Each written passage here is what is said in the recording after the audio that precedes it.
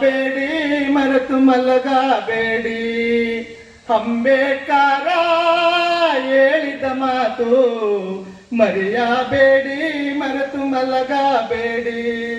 ಜಾತಿ ವರ್ಗ ಒಂದೇ ನಾಣ್ಯದ ಎರಡು ಮುಖಗಳು, ವಂಚಿತರೇ ಈ ದೇಶದ ವಾರಸುದಾರರು. ಎಲ್ಲ ಪ್ರತಿಯೊಬ್ಬರು ಈಗೇನು ಅಂದ್ರೆ, ಈಗ ನೋಡಿ ಇಲ್ಲಿ ಒಂದು 4 ಜನ ಇತ್ತು ಅಂದ್ರೆ ನನಗೇನ್ ಬೇಕು ಅಂತ ನಾನು ವಾಯ್ಸ್ ಮಾಡ್ಬೋದು. ಬಟ್ ಆದ್ರೆ 80% ಜನ ಬಿಲೋ ಪಾವರ್ಟಿ ಲೈನ್ ಅಲ್ಲಿ ಇದ್ದು, 80% ಜನ ಅನ್ಎಜುಕೇಟೆಡ್ ಆಗಿಟ್ಕೊಂಡು, 80% ವಿಲೇಜ್ಗಳಿಗೆ ಆಕ್ಸೆಸಿಬಿಲಿಟಿನೇ ಇಲ್ಲ, ಅಲ್ಲಿ ಹೋಗೋದಕ್ಕೆ ಆಗಲ್ಲ. ಅಂತ ಒಂದು ಸಮಯದಲ್ಲಿ ಅಂಥವರ ಒಂದು ಮನದಾಳದ ಮಾತುಗಳನ್ನುವೆ ಅಂಥವರ ಒಂದು ಜಾಗದಲ್ಲಿ ನಿಂತು ಅವರ ಒಂದು ಅವಶ್ಯಕತೆಗಳಿಗೆ ತಕ್ಕಂತೆ ಸಂವಿಧಾನ ಮಾಡೋದು it is not an easy task. ಇದು ಒಬ್ರು ಮನುಷ್ಯರು ಮಾಡುವಂತ ಕೆಲಸಗಳು ಡೆಫಿನೆಟ್ ಆಗಲ್ಲ. ಅದ್ರ ಜೊತೆಗೆ ಎಲ್ಲಾರನ್ನೂ ಇರ್ತಕ್ಕಂಥ ಧೀಮಂತ ನಾಯಕರನ್ನ ಒಪ್ಪಿಸಿ ಅದನ್ನ ಪಾಸ್ ಮಾಡೋದು ಅದು ಒಂದು ಅಪ್ ಹೆಲ್ಡ್ ಟಾಸ್ಕ್ ಅಂತಾನೆ ನಾವು ಹೇಳ್ಬೋದು. ಒಂದು ಸೆಕೆಂಡ್, ಇನ್ನೊಂದು ನಾವು ಅರ್ಥ ಮಾಡ್ಕೋಬೇಕಾಗಿರೋದು ಏನು ಅಂದ್ರೆ, ಇವಾಗ ನಾವು ಗೌರ್ಮೆಂಟ್ ಜಾಬ್ ಹೋಗ್ತೀವಿ, ಪ್ರೈವೇಟ್ ಜಾಬ್ ಇರ್ಬೋದು. 2000 ವರ್ಷದಲ್ಲಿ ಎಷ್ಟು ಜನ ಪ್ರಾಣ ಕೊಟ್ಟಿದಾರೋ, ರಕ್ತ ಕೊಟ್ಟಿದಾರೋ, ಬೆವರು ಕೊಟ್ಟಿದಾರೋ, ಒಂದು ಮನೇಲಿ ನಿಂತ್ಕೊಂಡು ಎಷ್ಟು ನೋವು ಅನುಭವಿಸಿದಾರೋ ಗೊತ್ತಿಲ್ಲ. ಅಷ್ಟು ಎಲ್ಲರ ಹೋರಾಟ ಇವತ್ತು ನಮ್ಮೆಲ್ಲರ ಸ್ವಾತಂತ್ರ್ಯ ಆಗಿದೆ.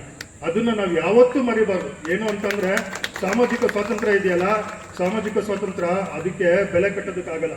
ಸಾಮಾಜಿಕ ಸ್ವಾತಂತ್ರ್ಯ ಮತ್ತೆ ನಮ್ಮ ಒಂದು ಪ್ರೈವಸಿ, ಗೌಪ್ಯತೆ ಅಲ್ವಾ, ಫಸ್ಟ್ ಪಾಯಿಂಟ್.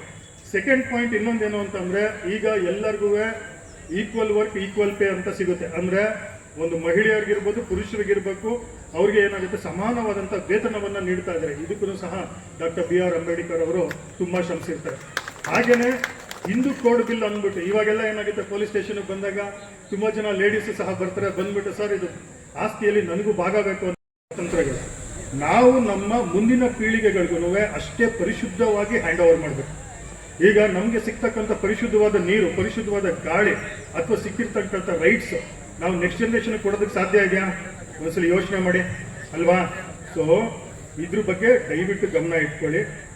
ಹಾಗೇನೆ ಇನ್ನೊಂದು ಮಾತುಗಳು ಏನು ಹೇಳ್ತೀವಿ ಅಂತಂದ್ರೆ, ನಾನು ಹೇಳೋದಕ್ಕೆ ಇಷ್ಟಪಡ್ತೀನಿ ಅಂತಂದ್ರೆ, ಎಜುಕೇಶನ್ನು ಇವಾಗ ತುಂಬಾ ಚೇಂಜ್ ಆಗಿದೆ.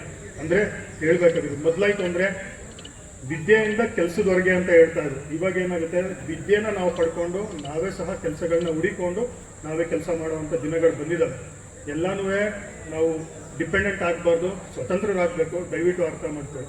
ಆಮೇಲೆ ಪ್ರಾಸ್ತಾವಿಕ ನುಡಿ ಹೇಳಬೇಕಾದ್ರೆ ಏನಂತ ಹೇಳಿದ್ರು, ಬುದ್ಧಂ ಶರಣಂ ಗಚ್ಚಾಮಿ, ಸಂಗಂ ಶರಣಂ ಗಚ್ಚಾಮಿ ಅಂತ ಹೇಳಿ ಲಾಸ್ಟಲ್ಲಿ ಸಾಧು ಸಾಧು ಸಾಧು ಅಂತ ಹೇಳಿದ್ರು. ಇದು ಮೋಸ್ಟ್ ಇಂಪಾರ್ಟೆಂಟ್ ಇದೆ. ಅಂಬೇಡ್ಕರ್ ರವರ ತತ್ವದಲ್ಲಿ ಕಡೆಯ ದಿನಗಳಲ್ಲಿ ಹೇಳಿರ್ತಕ್ಕಂಥ ಮುಖ್ಯವಾದದ್ದೇನಪ್ಪ ಅಂತಂದ್ರೆ ಎಮ್ಯಾನ್ಸಿಫಿಕೇಶನ್ ಅಂತ ಹೇಳಿ. ಎಮ್ಯಾನ್ಸಿಫಿಕೇಶನ್ ಬಹುಜನ ಹಿತಾಯ ಬಹುಜನ ಸುಖಾಯ ಸಾಧು ಸಾಧು ಸಾಧು.